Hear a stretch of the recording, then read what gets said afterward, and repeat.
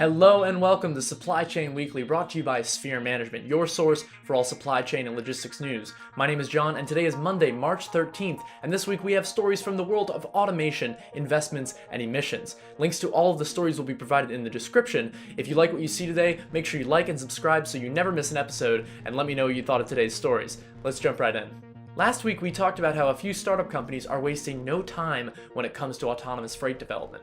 Last month, Google's autonomous car company, Waymo, filed a lawsuit against Uber after one of Google's former project managers copied thousands of confidential files from his company laptop. The most important being the designs for Google's LiDAR system, which provide the eyes and ears for autonomous vehicles. This system uses a series of high-frequency laser beams which allow the vehicle to create a 3D map of the world in real time, which is pretty cool. Although LiDAR systems have been around since the Apollo program, it's Google's specific designs that could land Uber in some hot water. However, a few startup companies have already begun the process of developing their own LiDAR systems, so Google may not have the upper hand for very long.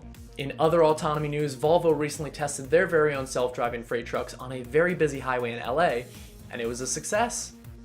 Now in the world of investments, who's got the money and how are they spending it? Well, Amazon's got the money, and they just confirmed their 10th real-life bookstore in Bellevue, Washington. And yes, you heard me correctly, real-life paper books. The internet giant built its first bookstore in Seattle back in 2015 and has since been joined by stores in San Diego, Portland, and will eventually expand to Boston, Chicago, and New York. It's still a bit ambiguous as to whether or not Amazon is actually making a significant profit off of these stores, or if it's more of an attempt to increase the brand's presence in our everyday lives.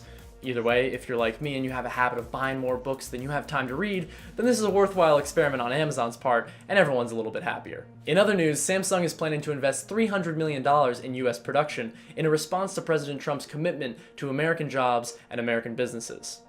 Finally, in the world of delivery and emissions, DPDHL has announced a goal of net zero emissions for logistics by 2050. Now, this is part of a much larger global movement as nations and corporations are finally taking the steps needed to reach carbon neutrality by 2050 in an attempt to keep global temperatures under a 2 degrees Celsius increase. Now, 2 degrees Celsius may not seem like much, but to a historically stable climate, drastic changes could lead to larger tropical storms followed by intense periods of drought. China is actually leading the green tech race with a plan to invest over $2.5 trillion over the next 15 years in an attempt to prevent irreversible damage due to climate change.